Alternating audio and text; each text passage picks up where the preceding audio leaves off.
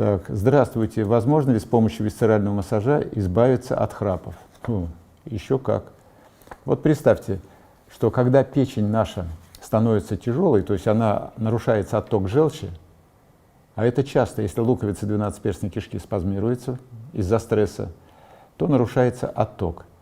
И вот нарушенный отток, он рефлексирует с нашим языком. А что же за рефлекс? Это корень языка.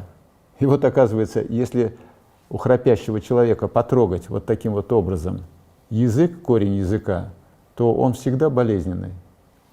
Конечно, можно попытаться снять каким образом? Взять, размять. Надавили, подержали, боль ушла. Надавили, подержали, боль ушла. Но это все равно временное явление, потому что вообще-то надо помочь печени, чтобы вот этот отек, который там, или накопление, это застой желчи в левой, в правой доле печени, это накопление стоячей крови, так, и 2500 обменных процессов, они нарушаются, конечно. И поэтому вот это все приводит к тому, что человек, ну, скажем так,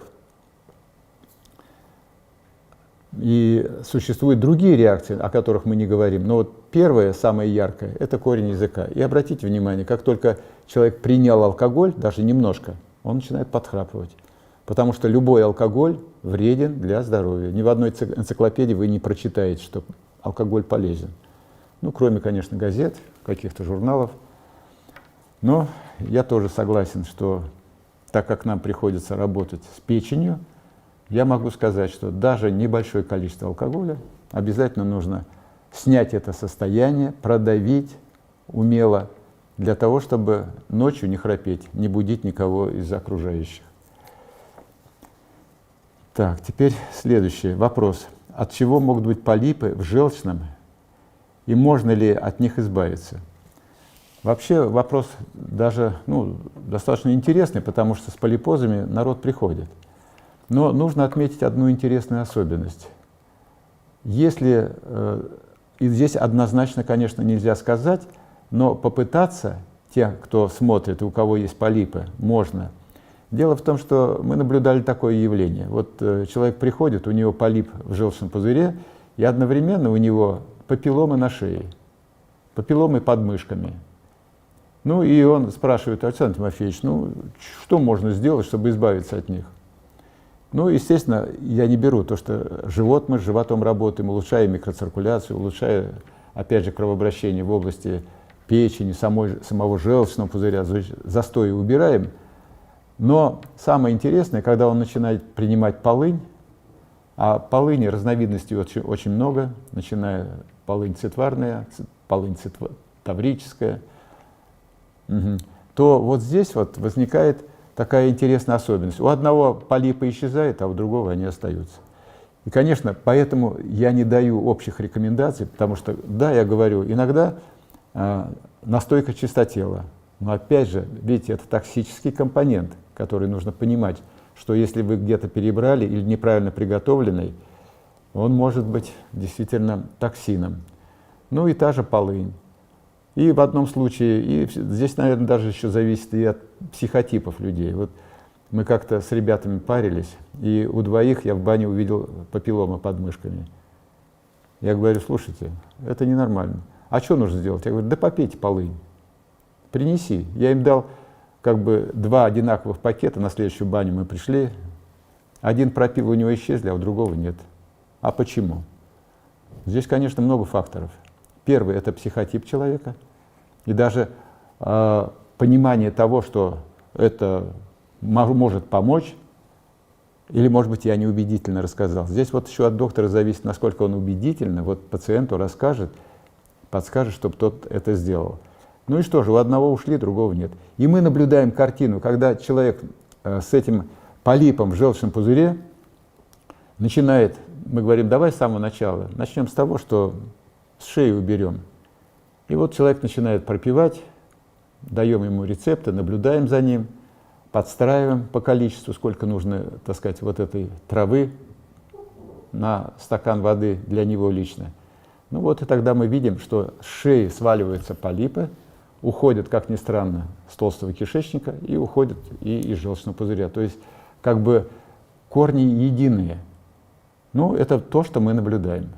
Конечно, я не говорю, что это за 100%, пусть даже это будет 50 или 60%, то это уже здорово.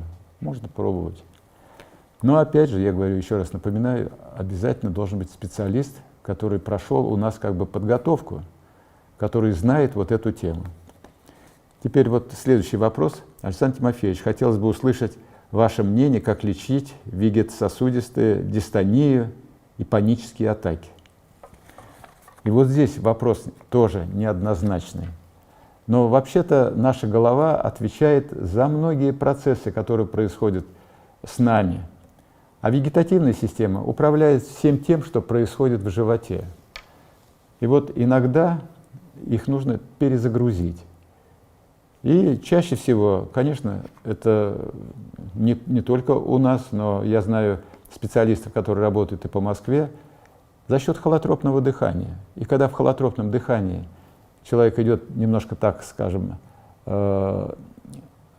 перенасыщение углекислым газом или перенасыщение кислородом, будем так говорить, скорее всего, кислородом, и человек уходит как бы, ну, в какое-то такое состояние интересное, когда начинают видеться миражи различные, и через двигательные, ну, через мышцы или вербальные человек начинает либо плакать, либо смеяться, мышцы начинают его, заставляют его шевелиться, двигаться. И вот через эти движения происходит разряд вот того, что накопилось в голове.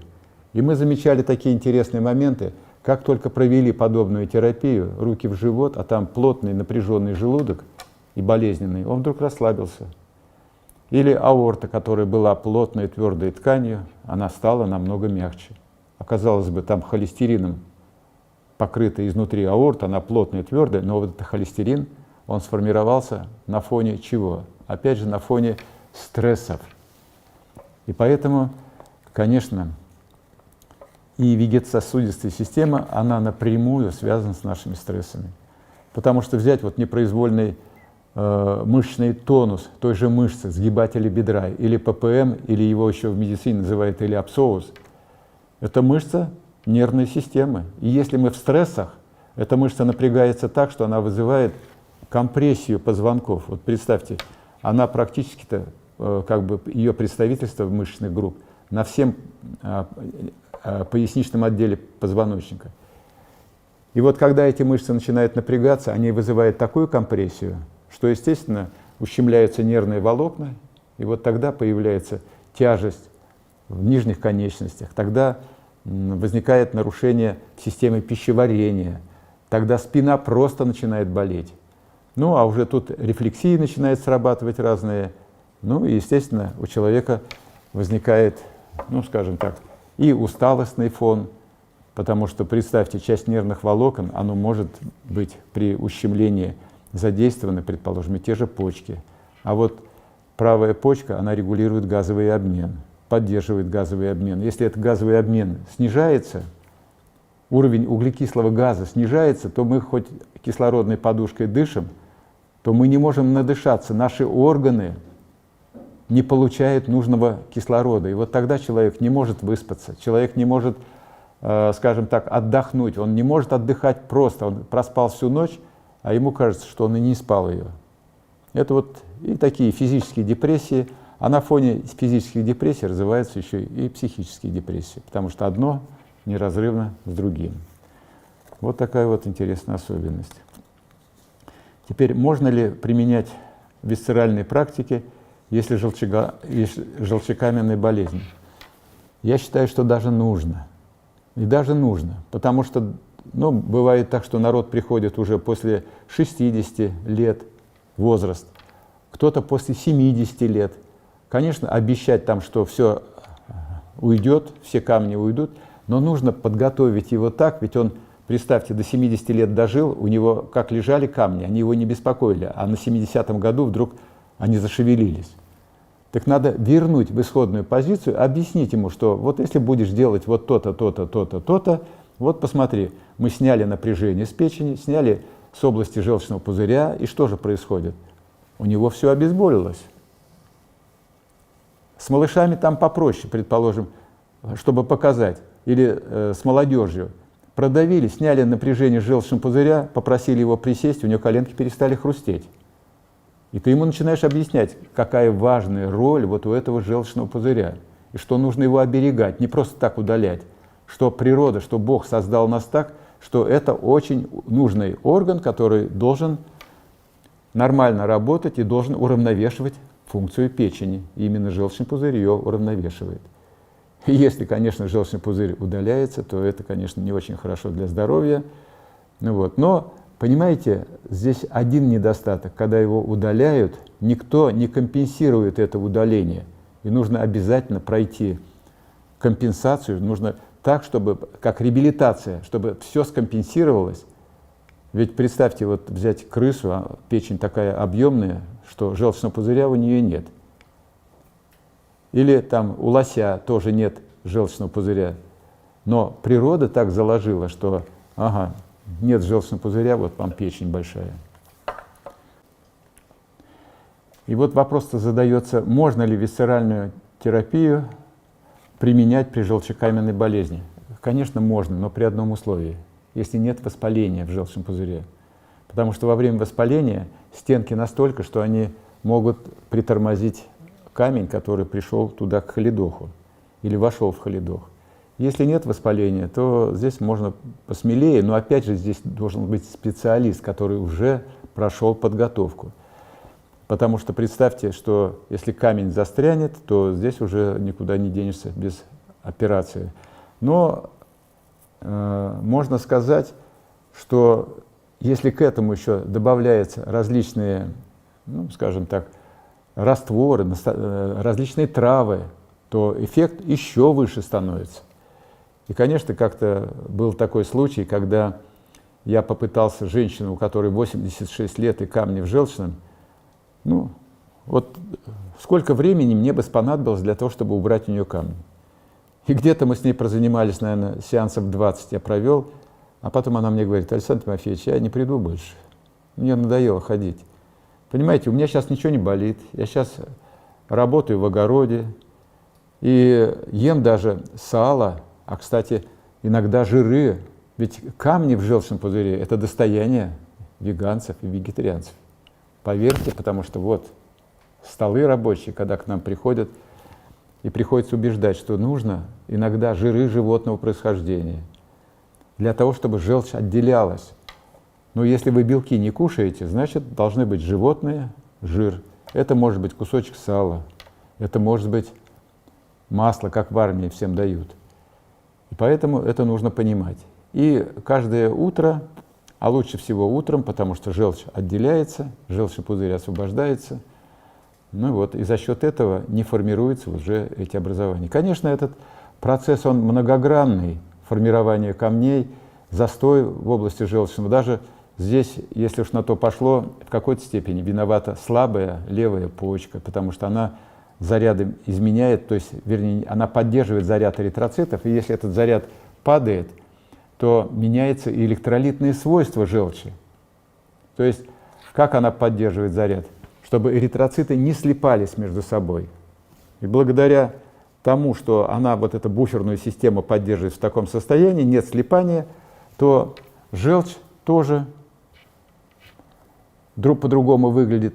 Как только она начинает склеиваться, слипаться, эритроциты, а мы под нативной микроскопией смотрим иногда кровь пациента и видим, как она вся агрегатирована. Иногда удивляешься, надо же, эритроциты все слипшиеся, а человек живет. Вот такое поле, где ни одного лейкоцита не видно, а человек живет.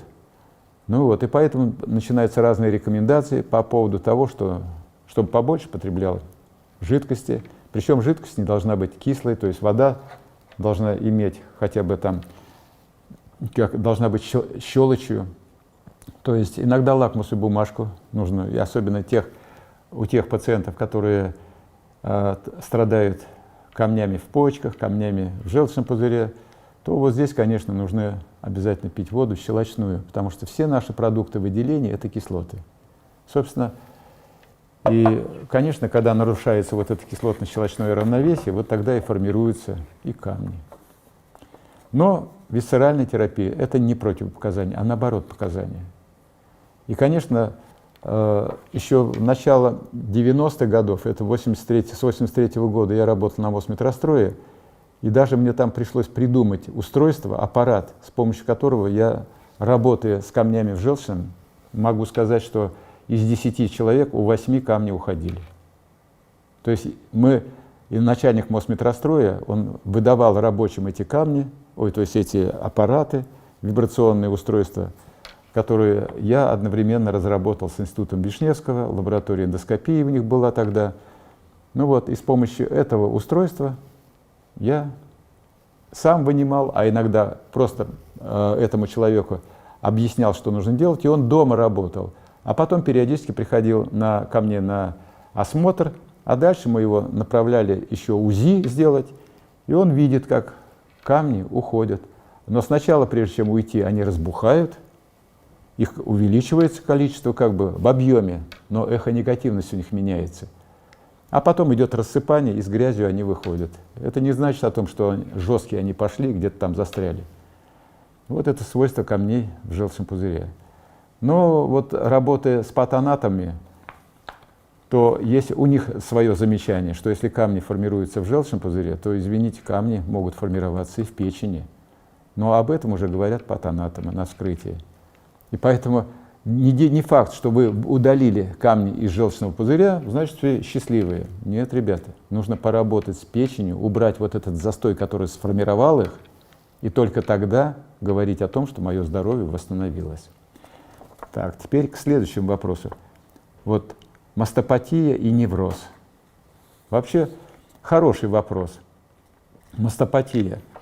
Но прежде чем говорить про мастопатию, нужно, конечно, говорить о том, что между яичником и молочной железой очень тесная связь. И в то же время, представьте, вот сегодняшнее поколение женщин, они пользуются бюстиками. И чем туже бюстик, тем вероятность иметь такую мастопатию, она увеличивается.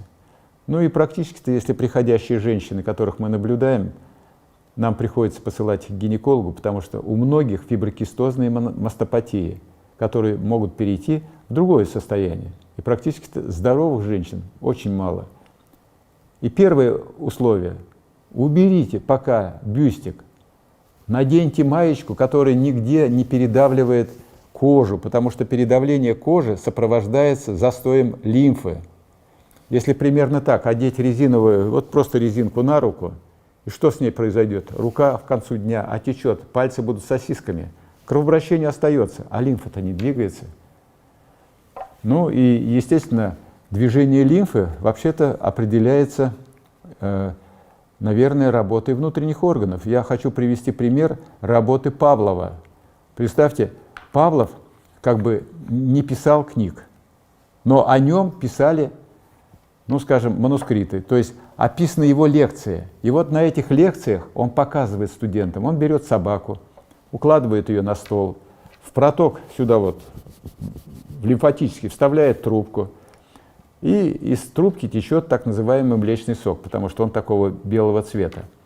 Он начинает разминать собачьи лапы, передние лапы мнет, задние лапы мнет, и по капелькам чуть-чуть увеличивается движение лимфы. А теперь берет и начинает давить кишечник, то есть мять живот, и тут струйкой потекла лимфа. То есть пока у нас в животе все нормально работает, лимфатическое движение отличное, хорошее. И тем, кто занимается очисткой лимфатической системы, нужно не забывать о том, что живот – это первичен. Ну и вот здесь спрашивают по поводу невроза. Конечно, невроз. Представьте, что почки, вот взять как пример, почки порождают страх. И пациенты, которые приходят со слабыми почками, ну, скажем так, проблемными почками, у них тогда есть общая особенность, они всего боятся. Но у почек есть еще одна особенность, так называемые рефлексии. То есть это мышцы, которые имеют отношение к почке. И чем более проблемные почки, тем больше напряжения этих мышц. И вот представьте, напряжение возникает на шее, напряжение возникает в грудном отделе, потому что там тоже представительство почек. Представьте, что напряжение возникает на пояснице, на нижних конечностях, напряженные мышечные ткани. И вот что же, в грудном отделе есть тот момент, когда напрягается эта мышца, она передавливает нервные волокна, которые управляют кровоснабжением молочной железы. И в то же время, если рассматривать более глубже, то вот представьте, что я уже упоминал о том, что молочная железа связана и с яичниками у женщин, а у мужчин с яичками. И тоже наблюдаем нечто подобное. Но я пока мужчин не беру, в основном женщин. И если в каком состоянии ее яичники, такая же грудь. Или какая грудь, такой яичник. А состояние яичника с чем связано? А с тем, что, вот представьте, вот здесь вот артерия, вот взять аорта, здесь подвздошные артерии, от которых питаются органы малого таза, вот отсюда, да. И часть идет уже в нижние конечности, вот проще, наверное, здесь рассмотреть. Вот здесь, здесь и здесь. А вот здесь маточные артерии, которые обеспечивают матку кровью. И в то же время вот здесь вот эти вот артерии, они имеют отношение, это как бы к яичнику. Они обеспечивают яичник кровью. А теперь представьте, что вот здесь лежит желудок, вот так лежит желудок, то есть вот так лежит желудок, который иногда чуть-чуть сместился, и он передавил эти артерии. Этого достаточно, чтобы снизилось кровоснабжение яичника. И если яичник плохо кровоснабжается, то возникает проблема. И вот тогда начинается фиброкистозы, тогда возникают проблемы с яичниками, а у мужчин с яичком, как ни странно. И вот тогда меняется уровень тестостерона, и на руке это все написано. И если вы посмотрите предыдущие мои лекции, где по пальцам можно рассказать, что доминирует. Бывает так, что женщина приходит, у нее тестостерон выше, чем количество эстрогенов. А мужчины тоже бывает, приходят, у него эстрогенов больше, чем тестостерона. И это все связано чаще всего с кровообращением. И поэтому не зря поговорка русская существует: путь к сердцу мужчины лежит через его желудок. Да, потому что напряженный желудок, он передавливает вот эти вот артерии с этой и с этой стороны, а тем более, если анатомически они находятся чуть-чуть повыше, у кого так, у кого немножко пониже. Ну и вот возникает такая проблема, когда и у мужчин тоже гинекомастия развивается. А почему? Кровь не идет к яичкам, и эстрогенов становится больше, и тогда грудь начинает расти. А если он еще попивает пиво, то куда деваться-то? Ну вот. И тогда количество эстрогенов. И теперь еще, если почки вызывают страхи, внутреннюю тревогу, ведь живот – это второй мозг, свыше 200 миллионов нейронов в животе. И многие эмоции наши, они находятся в животе. И вот во время стресс обязательно реагируют и почки. И опять же возникает избыточное напряжение в области спины, грудного отдела, там, где идет сдавление нервных волокон, которые обеспечивают кровью эти молочные железы. Вот вам и связь непосредственно с нервной системой.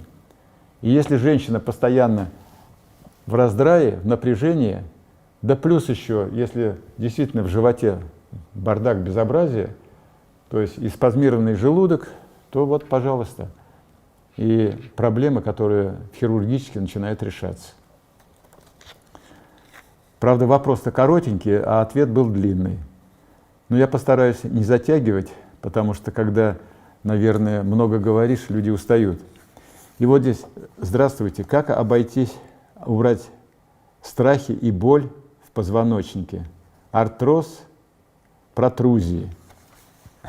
Здесь можно одной фразой: приведите живот в порядок. Потому что все боли в спине – это проблема, в первую очередь, внутренних органов.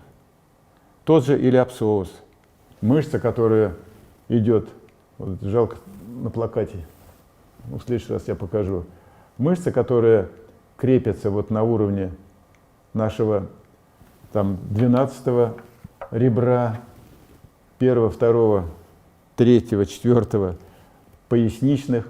И, конечно, когда идет напряжение, идет сдавление, протрузии. То есть и тогда, ведь что вызывает протрузии? Напряженные мышцы. И вот представьте, эта мышца настолько напряженная, что она вызывает вот эти смещения, искажения, перекосы таза. Таз смотришь, с одной стороны выдернуты, или паховые, или ягодичные складки, одна складка выше, другая ниже.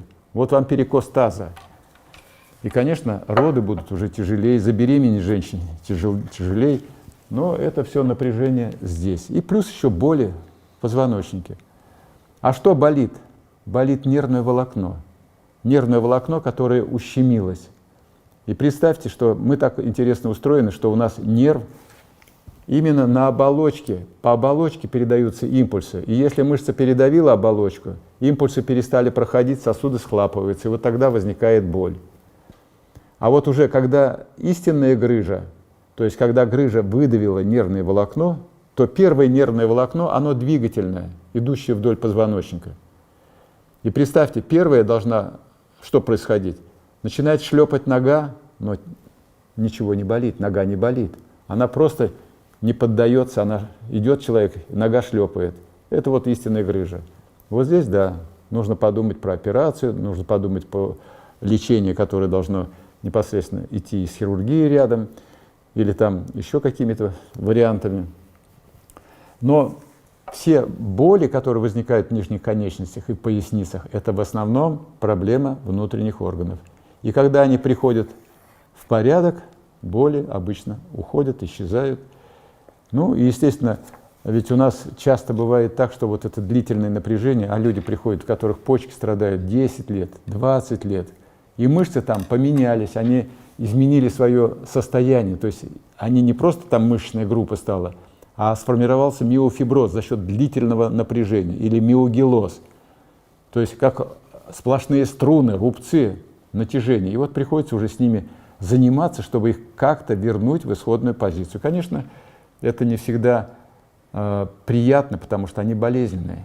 И поэтому кто-то из пациентов готов терпеть, а кто не готов. Ну, не готов, мы снимаем боль. Конечно, мы ему объясняем, что это временное. И ему приходится либо к нам обращаться, либо еще к кому-то.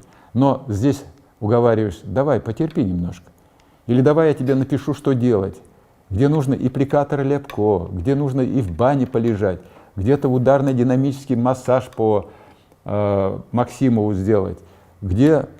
И, конечно, пациент начинает выбирать, у него есть выбор. Так, теперь вот здесь здравствуйте. Как убрать страхи, боль в позвоночнике, артроз, протрузии? И еще артроз. Артроз чаще всего тазобедренного сустава, особенно левый, он часто, вот по нашим наблюдениям, связан с тем, что плохо кровоснабжаемые суставные сумки.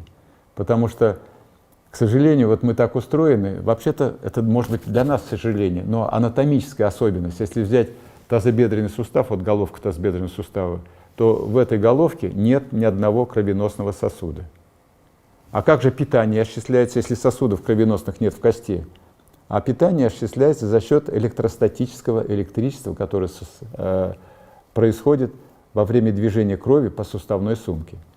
И поэтому первое, что нужно, вот здесь пишут, а как это пролечить? А нужно восстановить суставную сумку. Нужно сделать так, чтобы кровь пришла, чтобы кровь омывала это все. И тогда сумка имеет возможность ее восстановления. Конечно, там существует множество еще таких моментов, как поражение, как ни странно, суставы поражаются и герпесом. И часто там, где артрозный коленный сустав, предположим, или тазобедренный, поставив банки на какое-то время, на 20-25 минут, такие волдыри вылазят. Мне говорят, Александр Тимофеевич, волдыри-то, вот мы брали соскоб, а герпеса-то нет. Я говорю, нет. А вы возьмите с генитального герпеса, когда приходит с волдырями на гениталиях, возьмите с этой жидкости, вы найдете там герпес. Или на губе, когда здесь волдыри, возьмите отсюда соскоб, вы тоже герпеса не найдете. Поэтому кто из нас прав, вот здесь вопрос очень интересный. Но самое это интересное, что сустав начинает восстанавливаться, если мы даем нормальное ему кровоснабжение. И опять же, здесь, кроме того, что мы должны отработать еще печень с желчным пузырем, чтобы желчь нормально истекала, потому что она является смазующими компонентами, она является тем средством, которое, ну, скажем так, облегчает работу наших суставов. И я не знаю, вот сейчас в аптеках продаются, не продаются, но лет 20 назад в аптеках продавалась бычья желчь Для чего? Если коленка заболевает, аппликацию этой бычьей желчью сделали, коленка лучше. И такой фокус, когда ребенок присел, у него заскрипели колени, взяли, продавили печеночку, расслабили луковицу, 12-перстной кишки, продавили печеночку, сняли напряжение с тела желчного пузыря, а теперь просим, ну-ка присядь, Вовочка. Вова присел, а коленки-то не хрустят. А до этого он приседал, они у него хрустели. А почему? Вот пока мы разговаривали, пока что-то там делали, желчь поступила как смазка. И вот обычно там, где нет смазки, попробуйте проехать на автомобиле, у которого нет смазки, в коробке передач. Она полетит. А масло заливаете, вы ездите, там 500 тысяч мужик проехал, ни разу не сменив масло в коробке передач. Ну, она нормально работает. Ну вот, а когда ее вскрыли, она, конечно, полна стружек, но она как смазующий компонент продолжает работать. Так и здесь тоже. Наша желчь, она участник всего, и если у вас взяли руку в кулак, сжали, и все захрустело, затрещало, то, извините меня, здесь чаще всего проблемы печени и желчной, с которыми нужно работать. Ну, конечно, я ни в коем случае не исключаю и травмы, потому что сам в прошлом, если мастер спорта, я знаю, что вот у меня в некоторых позициях щелкает, но у меня была травма там. Но ты понимаешь, что травма была, но и то щелкать перестало только потому, что, чтобы пролечить это, я использовал пчелу. А вот у пчелы есть, и здесь вот спрашивают, а как лечить, да? Так вот, одно из самых древних лечений – это лечение пчелами.